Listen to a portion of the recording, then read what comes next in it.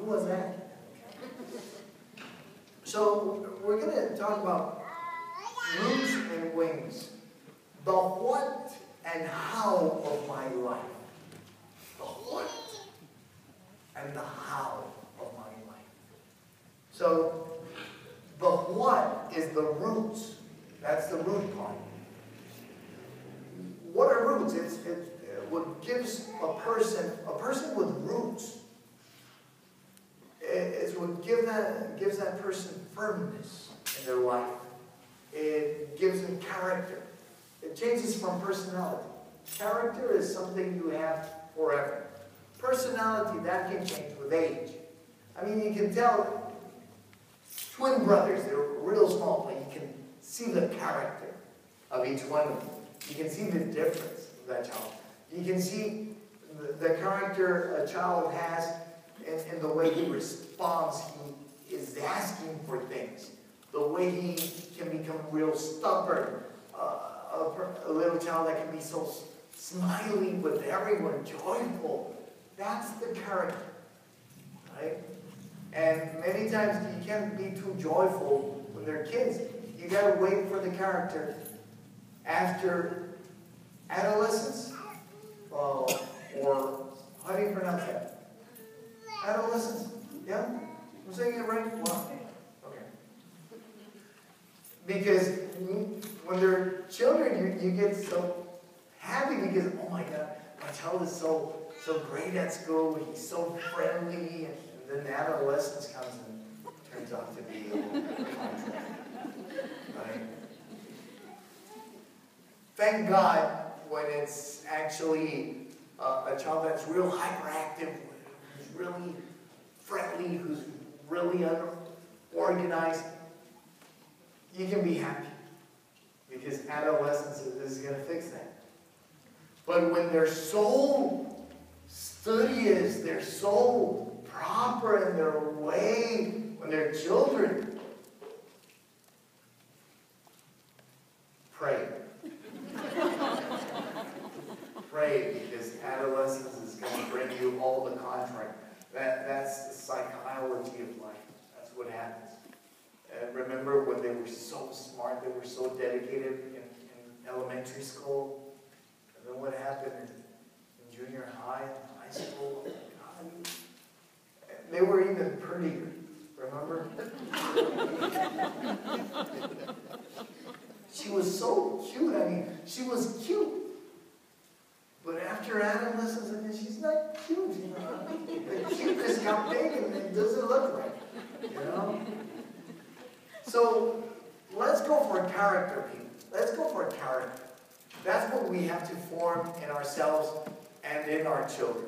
Character. Because character is what's going to give us identity, not personality. As a matter of fact, I can be with a certain way of having a personality, a joyful personality, but it's incredible how people, you can call him, he's the clown of the class, or he's the clown in the group, but he's got character. I can tell you that he's going to be there whenever you organize something. He's going to be the first one there. He's going to be a person that's full of service, an attitude of service, and that's what gives him character. He can be the clown in personality wise, but which is his character? So don't judge people by their personality. Judge them by their character. Personality, you'll get to know my personality in 5 minutes.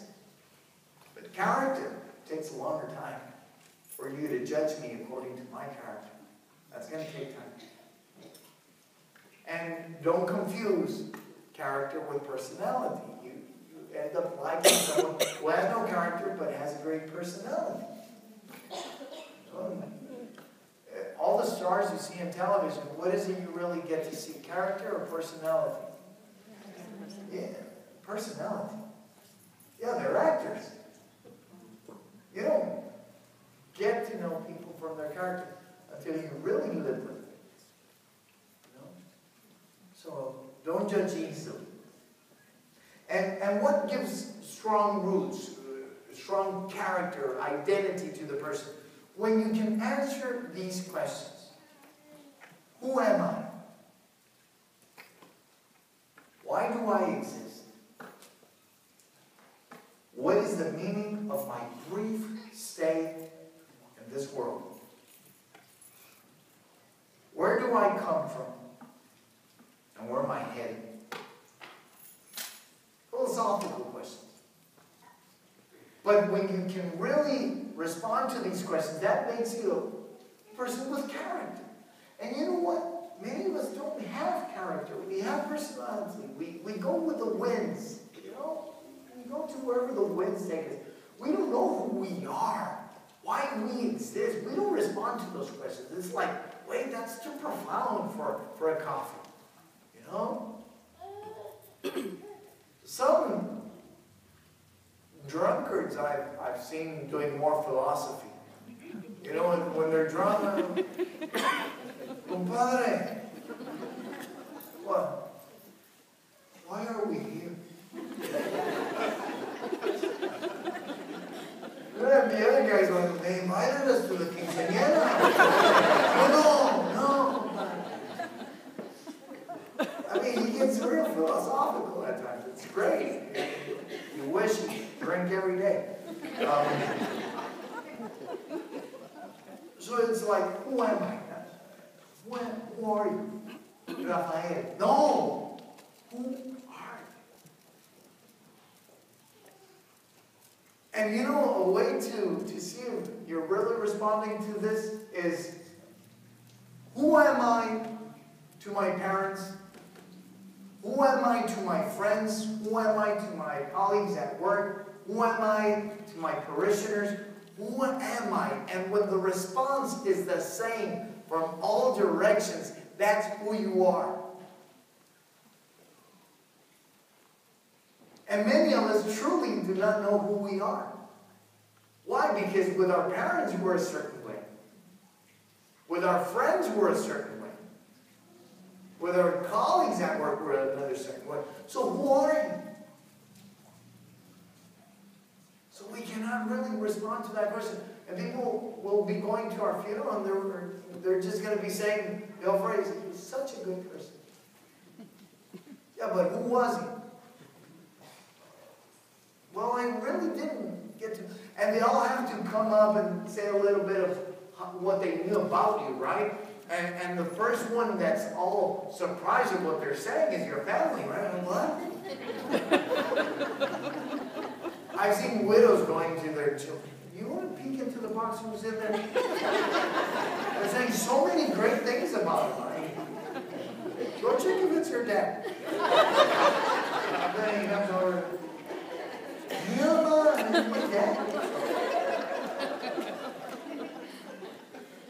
I mean, because out of the house was I don't know who, inside the house we know who he was, she was. So we're going to have difficulty in responding to that question.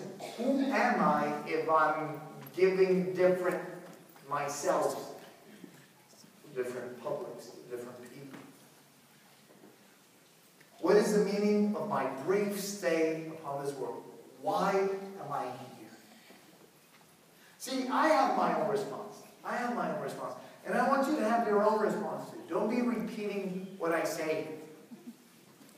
Okay? You have to get real philosophical about this, and you have to learn to respond. Why am I here?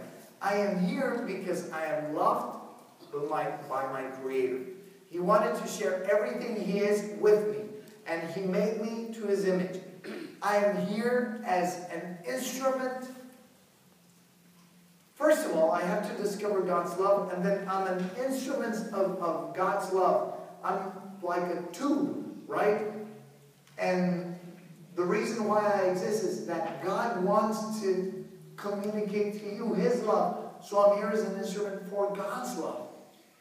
I mean, I'm not going to give you really my love, because my love has an expiration date. My love is human. My love changes. So I cannot, I mean, that's why I became a priest. Am I going to be able to, have you been able to offer your wife, your husband, the same love you promised them back then, wedding day, or when you guys were dating? Is it the same love? No. It's different. It changed. Right? So I'm here in this world to offer you that good news, and not only the news, through my way of being, through my person, I want to love you with God's love. I want to tell you that this life is very brief. It's a snap. Don't think it's forever. I'm here in the service of others. I want you to know that God made you to be happy, truly joyful in His love. I want you to use all the material things and nature that surrounds you only as an instrument. Don't make it your objective. Don't make money your objective. It's an instrument, right, for something much higher. Who am I? I'm an instrument of love, of peace. At times, love can be a scolding to you, just as only people who truly love me will actually approach me, even if I'm the pastor over there in Portemo, and they'll tell me my truth with love, but I see the love in me. And I changed. I changed thanks to when I'm loved. The reason I have today is because I have to be better than what I was yesterday. And I pray God gives me tomorrow so I can be better than what I've been today. You, considering your parents, you have to be better than your parents. Remember that. Don't be saying, Dad, I want to be like you. That's all. That's all. No, parents are a reference of what you have to go beyond. And remember that your children have to be better than you are. So once they ask you a question about homework and you're not able to respond, thank God. My child is getting better than myself. All right? So we're in a good path. You have to consider that always. And where do I come from? From God. Where am I heading? Back to God. And I have to have that. I remember asking parents out there in Querétaro, what is it you want from your children? What is it you want for them? I want them to finish high school. I want them to go to college. I want them to have a good job. I want them to be happy with a good wife. I want them to have their own home. And then I said, no one mentions salvation. No one mentions salvation. And you see how we have to think for ourselves and for our children? We have to go beyond the walls that we see, the human objectives that we have. Yeah, and after he has his house like you do, what? After he has a good job like you do, what? See, and that's why we have to awake ourselves. We got to wake up. And we got to smell the heavenly coffee. Not just the brewed coffee here at home. There's a whole lot more to it. So, what are roots? Those are values, people. Values. What are values? We have to define that. Everyone talks about values, but what are values? Values is what's good in itself. It's good for me, and it's good for others. All three together, not just one. If only that thing is just good for you, or that thing is just good for others, or it's good in itself, but it's not good for you, it's not a value. It's got to comply with all three. It's good in itself, it's good for me, it's good for others. That's a value. actually have values at home. Maybe you can't really mention them, but the 3 basic values, you have them at home. They're those rules that you're defending and you're promoting. But how is it we do it as parents? It's through the nose. Don't do that. Don't even think about it. No. Turn him into a negative photograph, and you'll see the values there. What is it you're saying no to all day as a parent? What is it you're saying no to your children constantly? You're telling your spouse, no, don't even think about it. It's a value. There's a hidden value right there. So could you actually mention 3 main values that you live by at home, that you promote and you defend? You probably could. Maybe not right now. Even if you don't have any children at home by this point. You could actually say, wait a minute, you know what? Remember we hated for our daughter to be lying? So truth is a value. Right? Sincerity was a value. What's another value we defend? I don't know, honesty. Remember when he took that extra $1? We told him to get $2, he took 3 from the purse. I mean, honesty is another value. Faithfulness. Remember I got real upset when you went out with that lady? I got real upset. There's a value there. That's why I hit you. That's why I pointed the gun at you. That's how much I value faithfulness. It was not my aggressiveness. No, that's the way I promote value.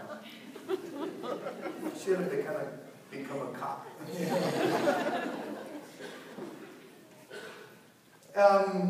So that is a value. And this good guides my life towards a goal. Principle. That's what we call principle. It comes from principio, the start.